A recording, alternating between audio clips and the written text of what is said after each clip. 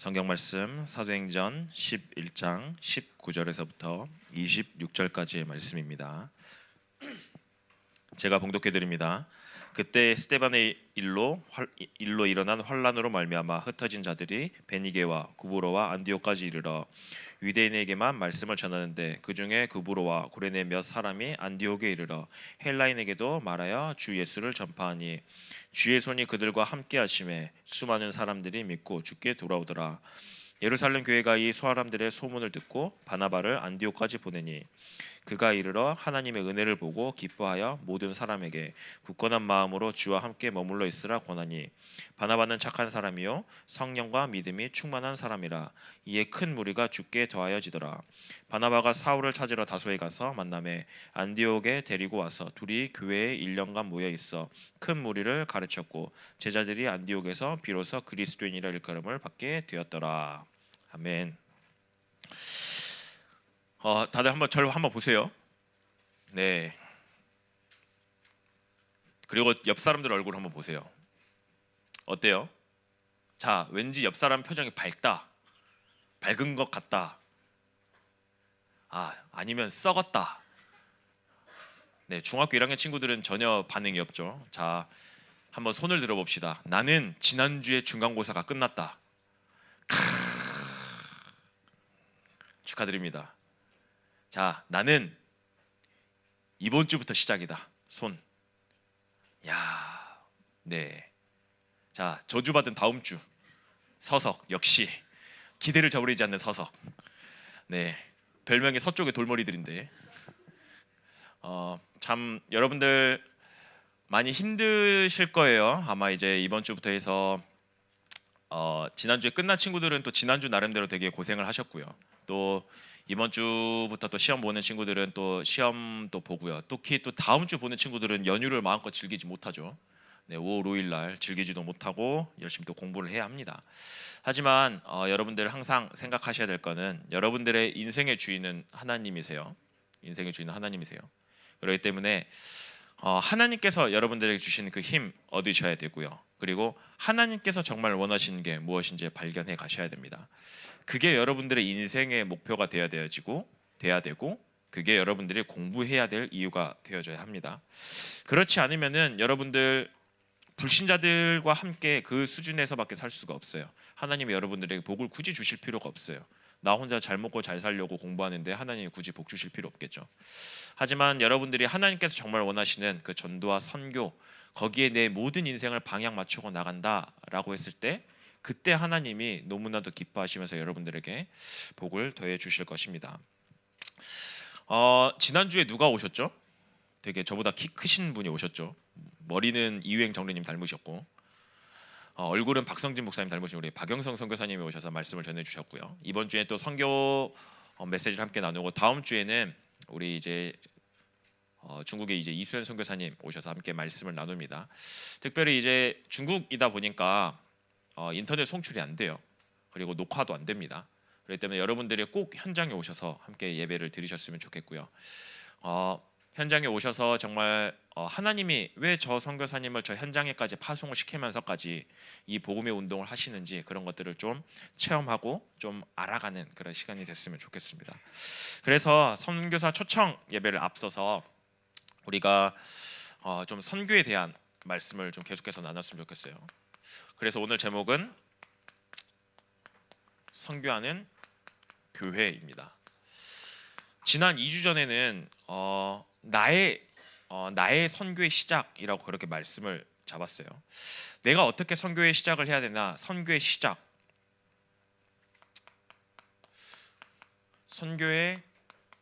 시작이 무엇입니까? 라고 했을 때 가장 중요한 게 가장 먼저 하나님의 마음을 먼저 아는 것이라고 저희가 함께 말씀을 나눴어요.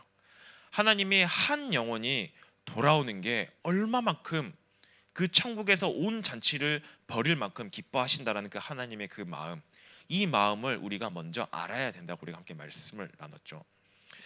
우리는 그렇기 때문에 이 마음을 가지고 우리 교회가 내 개인과 우리 교회가 함께 선교와 전도와 선교를 해 나가야 합니다.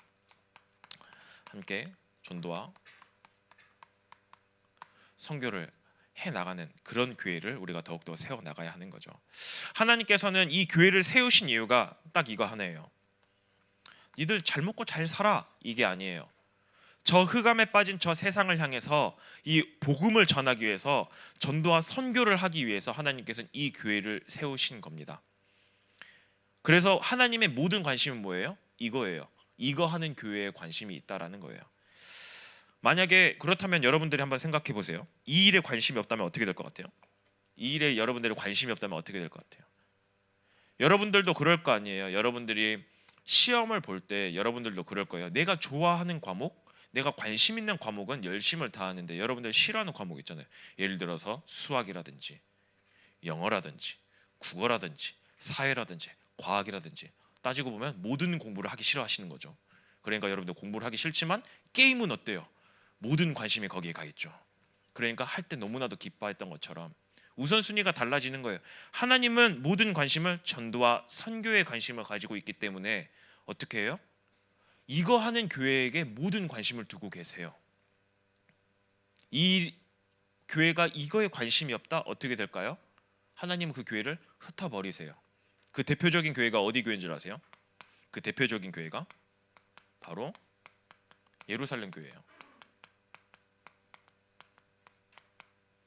우리가 알고 있죠? 초대교회라고 이야기합니다. 초대교회. 여러분들 아실 거 아니에요. 초대교회가 얼마나 큰 응답을 받았는지요. 초대교회가 어떻게 세워졌는지 여러분들 너무나도 잘 알고 있어요. 초대교회가 어떤 교회예요? 예수님의 제자들이 바로 직속 제자들이 베드로와 요한과 그런 사도들이 직접 세운 교회예요. 그래서 그 예수님께서 마지막에 주신 그 사도행전 1장 8절의 그 언약을 붙잡고 어떻게 해요?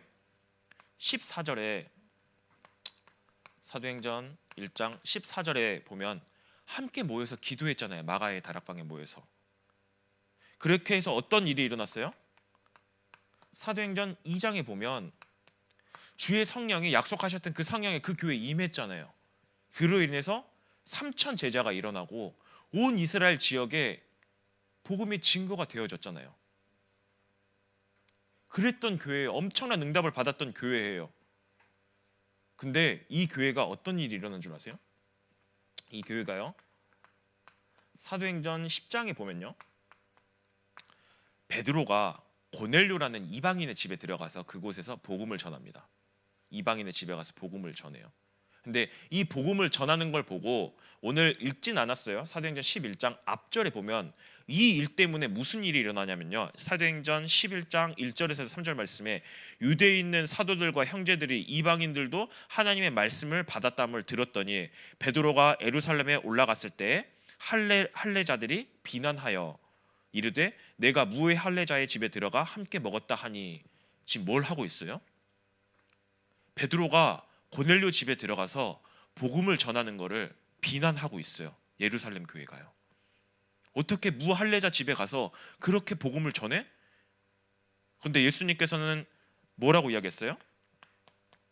사도행전 1장 8절 말씀에 보면 땅 끝까지 가. 마태복음 28장 16절에서부터 20절 말씀에 보면요, 모든 민족에게 가. 마가복음 16장 말씀에 보면 만민에게 가. 니들의 복음이 아니라 땅끝 세계 선교해 라고 이야기하는데요, 예루살렘 교회는 지금 뭘 하고 있어요? 사도행전 11장 1절에서부터 3절 말씀에 보면 그 베드로를, 그 선교하는 베드로를 비난하고 있어요. 그 선교하는 베드로를 비난하고요, 핍박하고 있어요. 하나님이 그러면 이 상황에서 어떻게 해야 돼요? 하나님은 관심은 뭐라고요? 이거예요. 그러면 이 교회를 어쩔 수 없어요. 흩을 수밖에 없어요. 그 흩어져서 세워진 교회가 뭔지 아세요? 그 교회가요, 오늘 읽었던 안디옥 교회예요.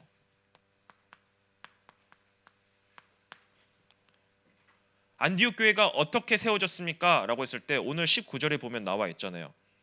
스데반의 일로 일어나 환란으로 말미암아 흩어진 자들이, 사도행전 7장에 보면요, 사도행전 7장에 보면 이때 스데반의 순교가 나옵니다. 이때 스데반의 순교가 나오는데요, 스데반이라는 이 그 제자가 스테반이라는 이 스테반 집사가 이제 담대하게 하나님에 대해서 복음을 말하고 사도 바울이죠. 그때 당시 사울입니다. 그 앞에서 돌 맞아 죽습니다. 그러면서 8장 1절에 보면 뭐라고 나오냐면 제가 읽어드릴게요. 사울이 그가 죽임 당함을 마땅히 여기더라. 그날에 예루살렘에 있는 교회에 큰 박해가 있어 사도 외에 다 유대와 사마리아와 모든 땅으로 흩어지니라. 하나님은 저 전도와 선교를 하기 위해서요, 스테반을 일명 말하면 좀 이렇게 표현해서 죄송합니다, 죽이면서까지 예루살렘 교회를 박해를 해 나가면서까지 거기 모여 있는 사람들을 흩어버리시는 거예요. 그 일로 일어난 교회가 뭐예요? 안디옥 교회예요. 그 일로 일어난 교회가 안디옥 교회예요. 19절에 보면 나와 있잖아요. 스테반의 일로 말미암아 흩어진 자들이. 근데 그들이 또 거기 가서도 뭐예요? 베니게와 구브로와 안디옥까지 이르러 유대인에게만 말씀을 전하고 있대요. 그 와중에 하나님이 그렇게 선교하라고 이방인에게 가서 복음 전하라고 하는데 그 와중에 유대인에게만 복음을 전하고 있어요. 근데 20절에 보면 뭐라고 나와요? 20절에 보면 그 중에 구브로와 구레네 몇 사람이 안디옥에 이르러 헬라인에게도 말하여 주 예수를 전파하니. 이때 처음으로 헬라인은요. 여기선 이제 헬라인이 이제 유대인을 제외한 모든 사람들, 이방인들을 헬라인이라고 이야기를 합니다. 이방인들에게 안디옥에 이르러서요, 이방인에게 복음을 전했대요.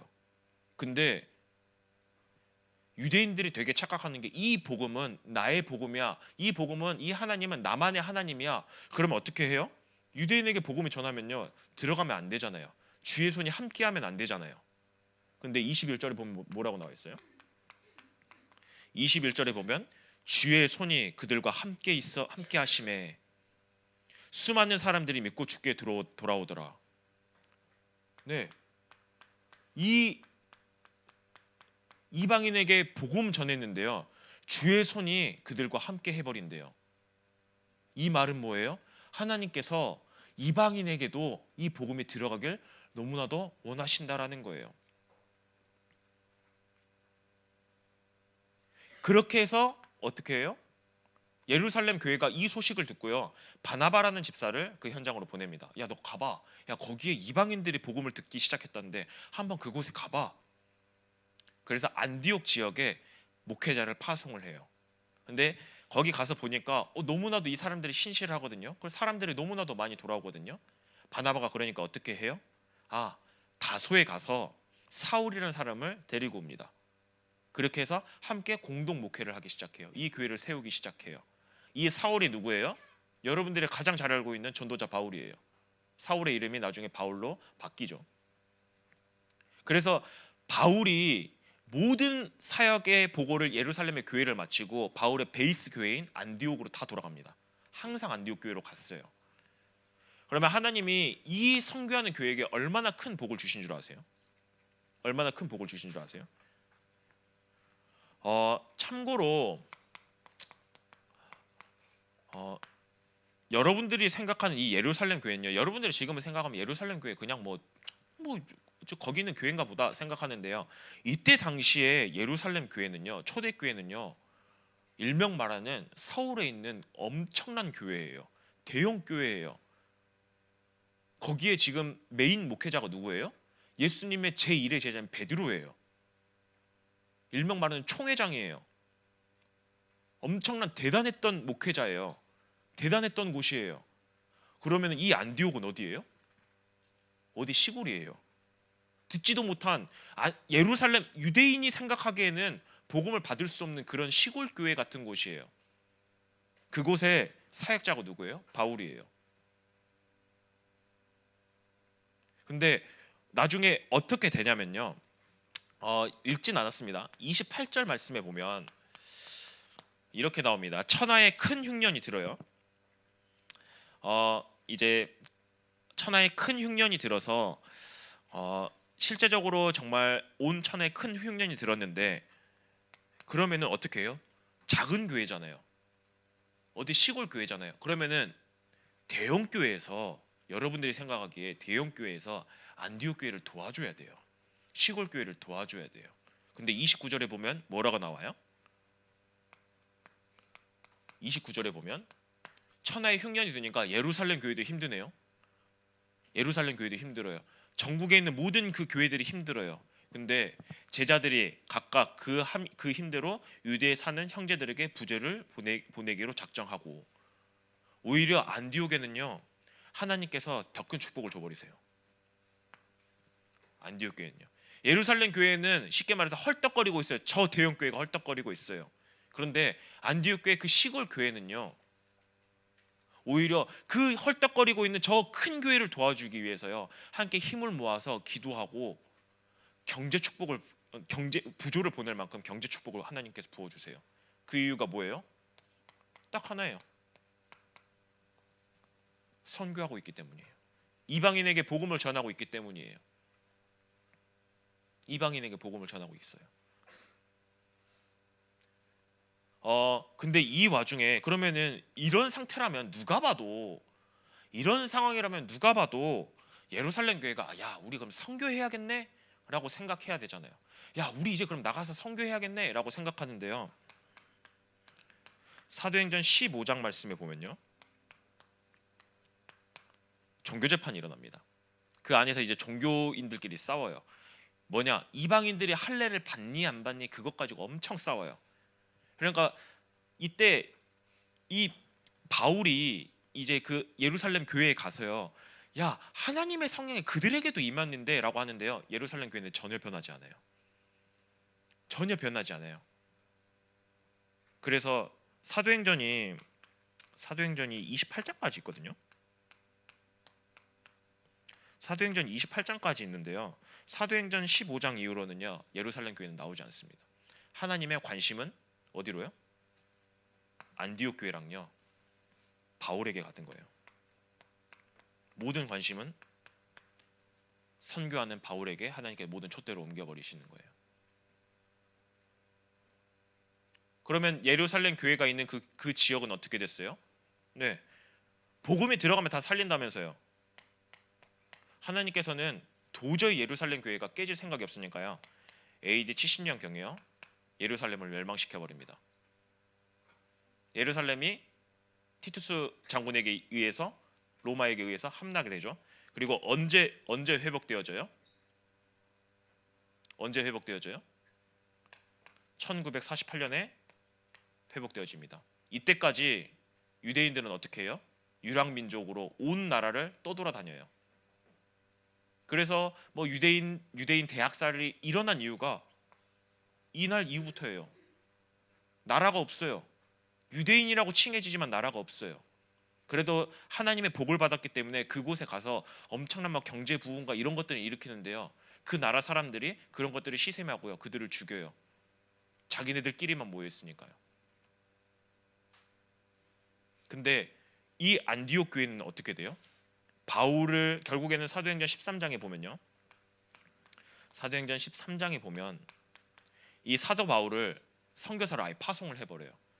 아니 생각해 보세요. 우리 담임 목사님을, 얘 담임 목회자예요. 담임 목사님, 우리 박성진 목사님을 선교하십시오, 나가십시오 해가지고 아예 선교지로 보내버리는 거예요. 마음껏 가시라고. 뒤에서 든든한 배경이 되어주겠다고요. 그러니까 사도 바울이 가는 곳곳마다 뭘 세워요? 교회를 세웁니다. 가는 곳곳마다. 그래서 이 뒤에 사도행전 이후로부터 로마서부터 시작해서 줄줄이 나오는 그 14권의 서신서들, 뭐 그 중에 이제 한 2권 정도는 이제 개인에게 보낸 뭐 디모데 전후서나 이제 디도서 이런 거는 개인에게 보내는 이제 그런 목회 서신이긴 하지만, 그 나머지 편지들이 다 뭐예요? 그 교회에 보내는 거예요. 고린도전서는 고린도 교회에 보내는 거예요. 빌립보서는 빌립보 교회에 보내는 편지예요. 데살로니가 전후서는 데살로니가 교회에 보내는 거예요. 바울은 그 선교 현장에 가서요 교회를 세우기 시작합니다. 그러니까 어떻게 해요? 성경에서 가장 많은 성경을 썼잖아요. 이 성경에 보면 14권의 서신을 쓸 정도로 하나님이 바울을 들어서 사용하시는 거예요. 뭐 베드로도 하나님이 그만큼 사용하셨어요. 뒤에 보면 뭐 베드로 전후서가 있긴 하지만 하나님께서는 관심은 어디에 있는 거예요? 선교에 있는 거예요. 어딨냐? 하나님의 모든 관심은 선교에 있어요. 자, 그러면 여러분들이 한번 생각해 보세요. 지금 여러분들은 어떠세요? 지금의 여러분들은요?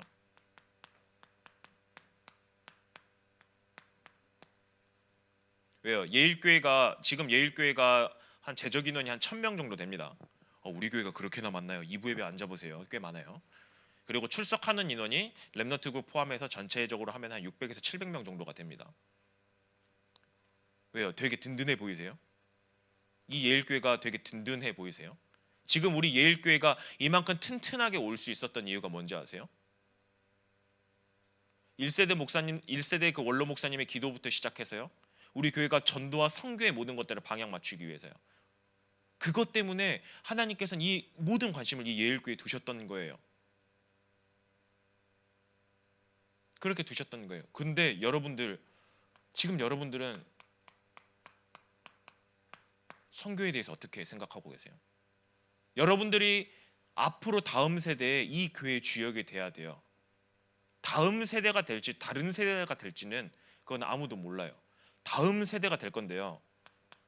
왜요? 이 튼튼한 교회, 되게 잘 나갈 것 같은 이 교회, 여러분들이 섰을 때 이 교회가 선교할 수 있는 교회가 될까요? 네, 초대형 교회였잖아요. 예루살렘 교회. 선교에 관심을 놓는 순간 어떻게 돼요? 하나님께서는요 흩어버리셨어요. 왜요? 선교해야 되니까요. 그 시골 교회였지만 전도와 선교에 방향 맞췄던 그 교회, 안디옥 교회, 하나님께서 엄청난 응답을 부어 주시면서까지 선교의 붐을 일으켰어요. 사실상 이 바울의 전도 때문에 여러분들이 복음을 받은 거예요. 바울이 로마까지 가고 스페인까지 가서 그 교회에 세워서 로마가 결국에는 복음화 되었고요. 당연히 로마가 복음화 된 이후에 이제 종교적 암흑기가 오긴 했지만요. 그렇게 해서 이 복음이 온 땅에 퍼지기 시작하면서부터요. 누구 때문에? 바울 때문에요. 그렇기 때문에 여러분들이 이 자리에서 함께 예배드리고 구원 받을 수 있는 거예요. 자, 여러분들이 생각하기에 이 교회가 될 것 같습니까? 아니면 이 교회가 될 것 같습니까? 이 교회가 될 것 같습니까? 예루살렘 교회 같은 이런 교회가 될 것 같습니까? 안디옥 교회 같은 교회가 될 것 같습니까? 앞으로 여러분들은 다음 세대로서요. 이 선교하는 교회를 세워 나가야 돼요. 왜요? 하나님의 모든 관심은 거기 있으니까요. 하나님의 마음은 그거니까요. 우리 중등부 렘넌트들이 다른 세대가 아니라 좀 다음 세대 렘넌트로서 이 선교하는 교회를 세워 나갔으면 좋겠어요. 이 예일교회가 앞으로 100년, 200년 더욱더 나가서 영원히 세계복음하는 그날까지 이 교회가 지속되기 위해서는요. 저 선교하는 교회가 돼야 돼요. 그 일에 여러분들이 다음 세대로 서 있는 겁니다. 그렇기 때문에 이 마음을 가지고 나는 예일교회 다음 세대 주역이구나. 이 마음을 가지고 선교하는 교회를 더욱더 세워나가는 그런 마음을 품는 우리 중등부 렘넌트들이 됐으면 좋겠습니다. 다 함께 합심으로 기도했으면 좋겠습니다.